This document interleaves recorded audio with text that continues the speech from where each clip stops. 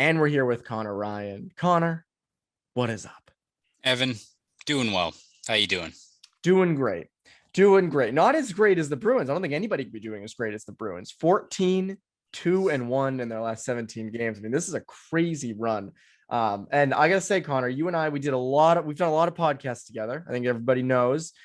A lot of the podcasts at the beginning of the season were very negative, right? They had that negative tone, kind of felt like things were ending. Hey, remember those episodes where it'd say, hey, are they going to be sellers at the deadline? Are they going to stand pat? Like what, Patrice Bergeron's future, what's this team going to do?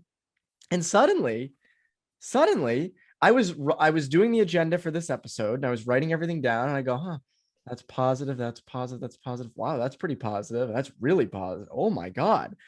What a 180 this team has done over the past couple of months. And last year's 180 felt like it was sparked by the deadline. This year's 180 feels like it's been brewing for a few months now.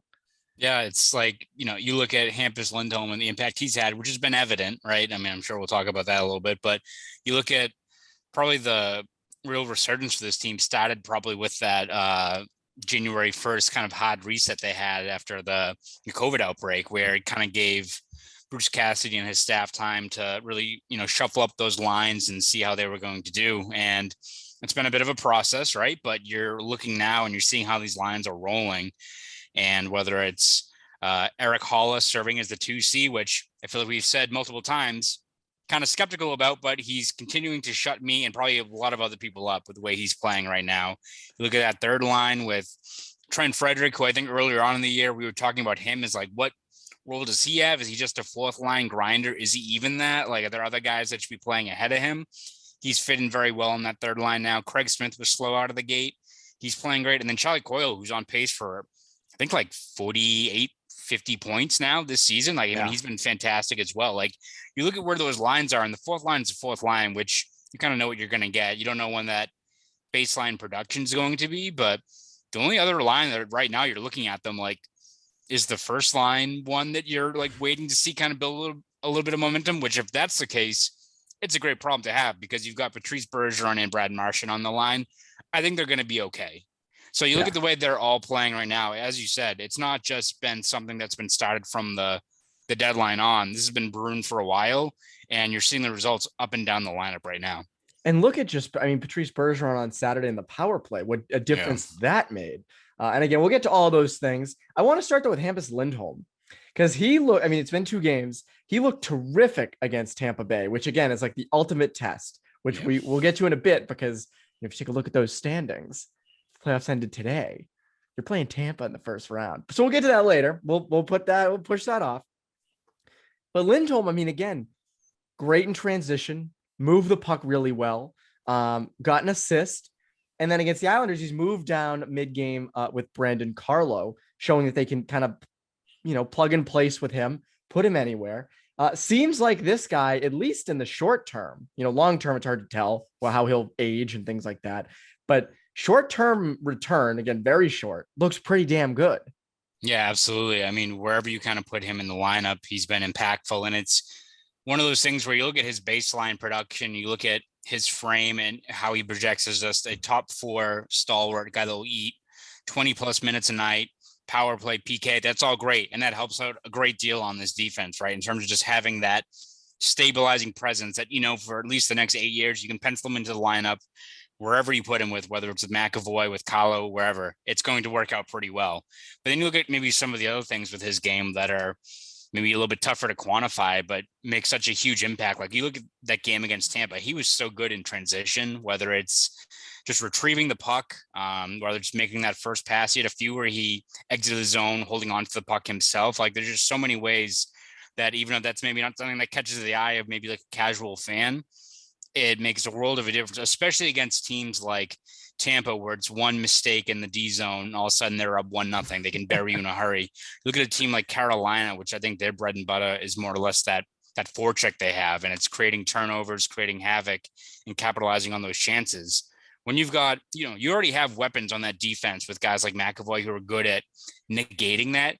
You add another elite talent in that regard and Lindholm there, it just makes it so much easier. And it's whether it's you put him with McAvoy and how great their numbers have been so far this year, or as you said, put him with Carlo, and you've got you're balancing out that elite talent on another pairing as well. And if it's McAvoy and Grzelcyk, I think the Bruins will take that as well, right? Like whichever way you kind of map it out. And, they're still kind of sorting out that third D pair and how that kind of best works out right now. But whether it be Lindholm solidifying that top four, or now you've got this internal competition more or less in that third D pair, right? Like we imagine that Mike Riley's going to get in a game, and he probably should. He's a very talented player, and you could make the argument that he's probably best utilized on that third D pair where it's kind of easier matchups, kind of like Coyle on that third line. Yes. And how he's exploiting matchups, right?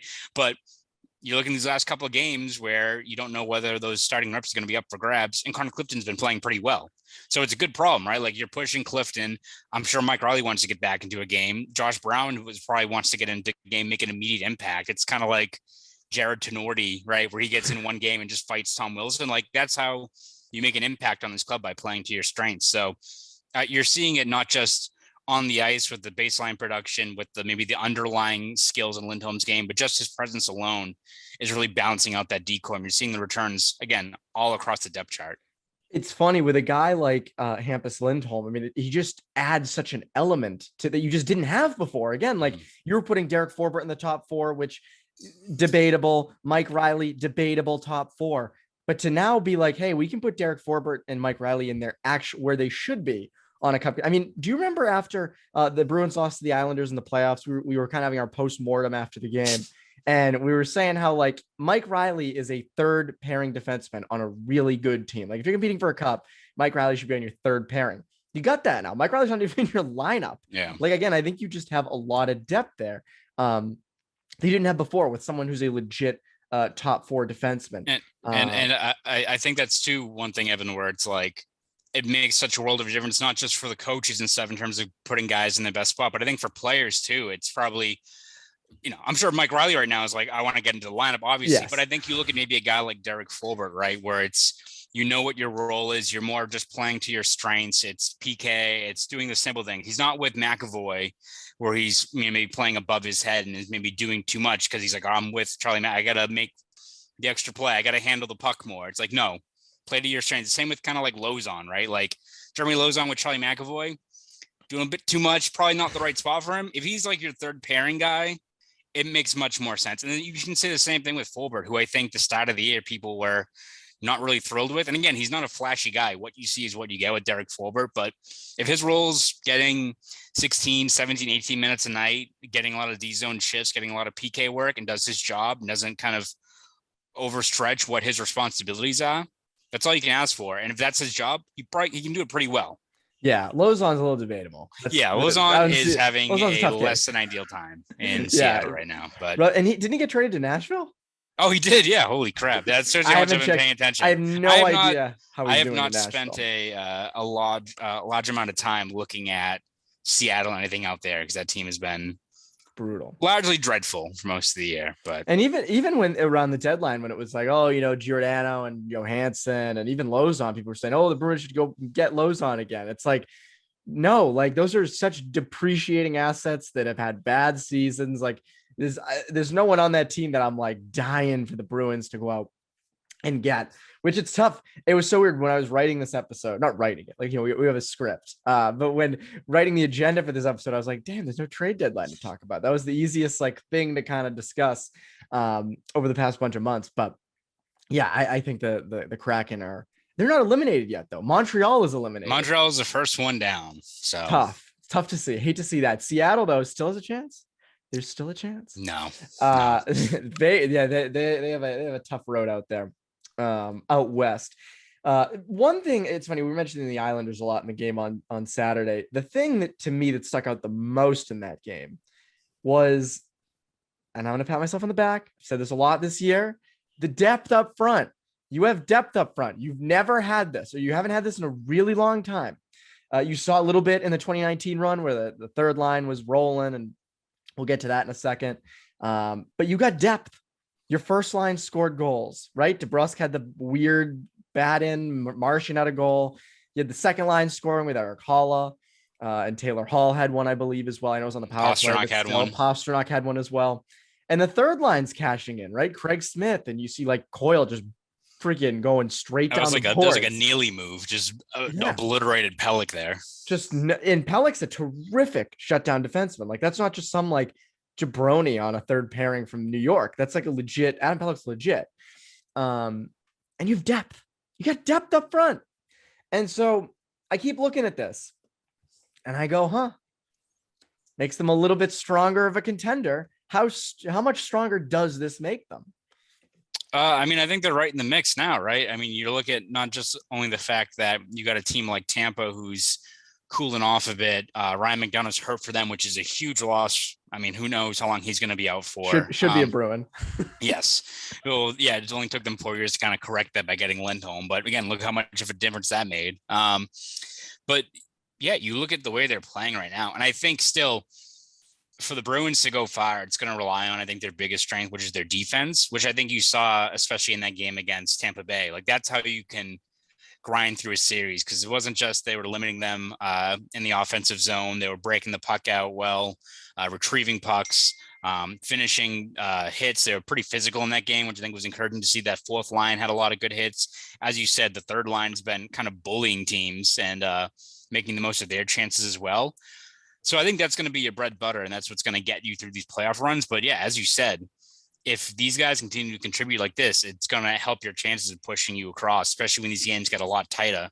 If, you know, a team's matching up against the Bruins, if they look at this team, and for years, it's been the same old formula, right? Like pressure their defense, shut down the Bergeron line, and you'll be all set. You know, it's going to be a tough series. They're going to play you tough, but you exploit those matchups, you're going to win. Now it's all right. You know, what do we do with this second line with Hall and Pastrnak, because they can bury you. Bergeron line, still the Bergeron line. Like, even though I think people were maybe a little bit concerned that DeBrus was cooling down, let's see how they do now that Bergeron's back in the middle, which I think makes the world of a difference, right? And you got that third line. Like, the third line's playing right now better than that Heinen and Johansson line, right? Like, oh yes, I was looking up the stats yesterday, and like it shocked me. Like the Frederick Coyle Smith line, they've been on the ice together for like 200 minutes, and they've outscored teams 13-2. That's nuts. Like that's crazy. That's 13-2. I thought it was 8-4 or something like that, which is great. 13-2 is wild, especially for a team that's not like they're getting a lot of offensive zone time too. They're like, breaking the puck out, moving the puck through the neutral zone, establishing zone possession and burying their chances now, which I think it's helped out quite a bit that Craig Smith is finding his scoring touch, because that makes a world of a difference to have a guy that can finish on that line. But no, you're looking at the way the depth of this team is right now. It's only going to help your chances, especially if you continue to adhere to that defensive identity, which is, I think, what's going to get you through most of these grind out games in the playoffs. But if you're another team that's kind of mapping out the way to take advantage of them, it's easier said than done. It's tougher than I think it's been in years past if these lines are still playing at this level once we get to May. I feel like with that third line from 2019, we always looked at it with this kind of like, that's the ideal third line you want. I feel like part of it was because there hadn't been a good third line around here in a long time. It was kind of like Studnicka, the prospect, where everyone was like, "Oh, Jack Studnicka, like this is the next Patrice Bergeron." And it wasn't really a lot of what he was doing. It was more so what wasn't around him, which was a lot of other good prospects. So now you're seeing what a legit third line should look like. And color me shocked about Frederick. Again, like Trent Frederick, like you can say Haula is your guy. Frederick, I didn't see a thing with. But he's complemented that line well. Like he's kind of, he's the guy who I would expect to be kind of have to pull along a bit, kind of like Erik Haula, which we'll get to in a second on the second line. It's a funny thing you mentioned about Coyle, because you mentioned this earlier in the show, and you're like, he's on pace for like almost 50 points on the third line. It almost feels like if he was on the second line, he would not have as many points, because again, he exploits those matchups. Wild. He's just crazy, which is like opposite of anything you think. But he's just worked out so well centering that third line. When we talk about centers who are over exceeding expectations, Erik Haula, 15 points in his last 15 games, which is nuts. And he even had a stretch there for like 6 or 7 games in those 15 where he had like no points.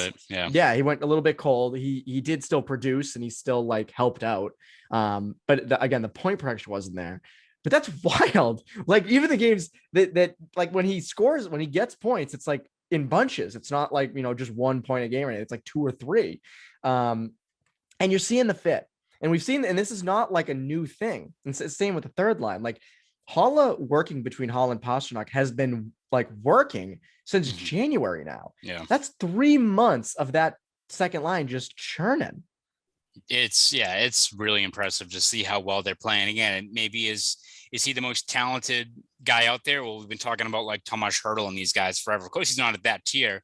Sometimes it just comes down to fit, right? And how he, performs in that role. And I think whether you talk to Pastrnak or Hall, I think what they're most impressed with is one, that he plays to their strengths, right? Where like he plays with pace, doesn't have the skill or maybe the exact, straight line speed that a guy like Hall has. But in terms of, playing off the rush with them, he fits in well. And he's also defensively responsible. So if it allows guys like Pastrnak and Hall to be a bit more aggressive in the offensive zone, you have kind of this safety blanket back there in Hall, it makes a world of a difference. And I think you're seeing, especially, they've been very good on the rush for most of this year when they've been as a line. But I think recently Hall kind of talked about that after the win over the Islanders. They're getting better at kind of their overall game in the offensive zone of, cycling the puck more, adhering to the smaller details. You look at that game against Tampa Bay where Pastrnak completes the hat trick. That was not off the rush, but it was one where Haula holds onto the puck, I think, at the offensive blue line, keeps it in, feeds it right back to Pastrnak, who buries that chance. Pasternak's 5-on-5 goal against the Islanders was a cycle goal. Like, you're seeing them capitalize on their opportunities a lot more different ways than just straight off the rush, which is easier said than done when you get to the playoffs. Look at so many of these teams like Florida or Carolina that are very good off the rush. They get to the playoffs, the Colorado Avalanche get to the playoffs, that's you get, ground down. Yeah. And it gets a lot tougher. So the fact that they're, slowing their game down a little bit and still capitalizing, it's really impressive. And yeah, I will gladly eat crow for the entire year. If Erik Haula all of a sudden wins 7th player award and has like 55 points and he goes on this crazy run and the Bruins go far with him at 2C, one, it's a fantastic development because at least it's a short-term thing. Who knows? Maybe next year you run it back with him. You got the same wingers in place. You don't have to really, you can push that long-term concern down a little bit further if he's playing like this, but within just the vacuum, the looking at it through the lens of this year, he's fit the role perfectly. And that the line as a whole is benefiting tremendously from him in the middle there. Yeah. I mean, again, it's been a surprise. And again, I think it kind of hits, I was thinking about this today and I was like, one thing that us media sometimes and a lot of fans, one thing we don't have is patience, right? We're never patient. We kind of, we never look at the long haul on a lot of things. And feels like with a lot of the pieces on this team, your Craig Smiths this year and last, Erik Haula, Thomas Nosek, Trent Frederick, a lot of different, Jeremy Swayman. Again, it took a little time to acclimate. And now they're all kind of fitting together with the right team. Even like Nick Foligno is fitting in on that fourth line. Again, we haven't mentioned him yet. And again, he's not popping off on the score sheet, but he's doing his job. Like, he's a fourth line role player. Has he had the greatest season? Absolutely not. Could they buy him out at the end of the year? They absolutely could. But for what he's doing, that's a fine thing. So again, it's sort of like these things they're coming together at the right time. They're kind of like the Celtics, which that's like a whole nother level of like, like that is bananas. It makes for a good spring. Makes for a good spring and summer. Yes, it is going to be a busy spring. The Bull gang maybe isn't that happy, but yeah, no, the Bull gang's pissed. You're going to have, your TikTok of showing the Garden Ice going to a court. You're going to have a lot of opportunities to just do a sequel and a third one as well. Gold mine. It's like The Hangover. You're going to have so many opportunities to just keep showing out the same thing. Yeah, just from a different angle. I'll go from I'll move a seat every time. So yes, just keep moving around. Maybe do it from like down in the Bull gang. But this spring is going to be awesome. You think about like the spring, right? You have the Bruins playoffs, you got the NBA playoffs, you got over on the other side of town, the Red Sox starting up again, and that they're done with their their big lockout little spat. So that's back as well. So a lot of reason for optimism there. Speaking of reasons for optimism, speaking of things that feel like the playoffs that actually aren't, Tuesday night, Maple Leafs come to town. Quite the game. And the Maple Leafs are in quite the spot. This has all the makings, and maybe I'm totally wrong on this, this has all the makings of a classic beatdown from the Bruins. And I know people are going to say, "Oh, stop, hold it right there. You're jinxing it. You're going to ruin it." There's a guy from Ontario who's just typing away on YouTube right now, ready to roast killing us. He's killing us for this. By the way, I always notice in the comment section, sometimes I'll look and like a opposing fan will comment and there will be like 15 people going at that person that are Bruins fans. Well, I was like, thanks guys. We appreciate the defending. That was me on Twitter with that friggin' the New York thing. It was the stupidest shit in the world. That was Rangers fans. I thought my beef was with Islanders fans on YouTube, but no, apparently on Twitter, they get incensed, Evan. Yes, they get very irate. What was your initial tweet? What was your initial tweet? It was the game against Tampa. Charlie Coyle had that great drive where I think he went like forehand, backhand, and almost got the shot off. And it was like the crowd was rising. If he like buried it, the place would have gone bonkers. I think it was when it was tied in the third period. I remember this. And so I tweeted like, if Charlie Coyle buried that, the roof of the Garden would like end up, I think, in Chelsea, is what I said. And like the next morning, a random Rangers fan tweeted at me and was like, there's only one Garden, man. It's the one at MSG. Like, get your own name. And at that point, I was like, all right, it's Twitter. I'm not going to get embroiled in a debate. So I'm just going to reply to the man and say, okay, LOL. However, what that then caused was then multiple Bruins fans jumping in, which is very entertaining. Yes. Of just jumping in and just creating this like extremely unnecessary discourse over MSG and the Garden. You had people like bringing out the history books of like the original Boston Garden is older than MSG. You had like the people who were trying to be rational of, you know, you guys have the Garden in New York and we have the Garden in Boston. And I was like, yes. And then there'd be just some Bruins fan like, Arb's got banners, idiot. Like it would cause it all over again. Or like I saw one who was like, MSG is trash. It's so exactly. Overrated. It's like, your city smells like pee. I was like, oh, guys, all right. So, of course, it went downhill very quickly. Just, again, like most things on Twitter, completely unnecessary, Evan. Can we all just get along? They both literally called the Garden. Just be happy, guys. And you replied at one point and said, like, no, it's literally called TD Garden. Like, there's a name. It's not like it's just like someone replied and said, there's only one garden. It's not named after a bank. And I was like, oh, no, this one's literally named after a bank as well. There's two gardens. It's fine. We're not infringing. We're not doing copyright infringement on your hockey bond. I love that side of Twitter. I like those. I like to watch those from afar because I'm not involved in it. It's too much. Like sometimes, and you notice this too, probably, like you'll tweet a GIF of something, I don't know, controversial or a controversial play in a game, whether it be a penalty or a big hit or something. And I'll have fans and my mentions going at each other for days. Like the Minnesota game, Charlie McAvoy like ran over Kaprizov. Yeah. And there were Wild fans going to Bruins fans like all for like 3 days after. And I was like, that is passion that I respect. I respect that passion. I do. It's a lot. Get ready for Maple Leafs though on Tuesday because you know that's what it's all going to be. That's what I've missed is Maple Leafs fans. Those are I think those are the arch nemesis on Twitter. Yeah, Maple Leafs fans. We've not been exposed to these people in so long that it's going to be like, whoa, good reunion. Yeah. Welcome back, guys. But I will say the Leafs look rough. Again, Jack Campbell's on IR, I believe.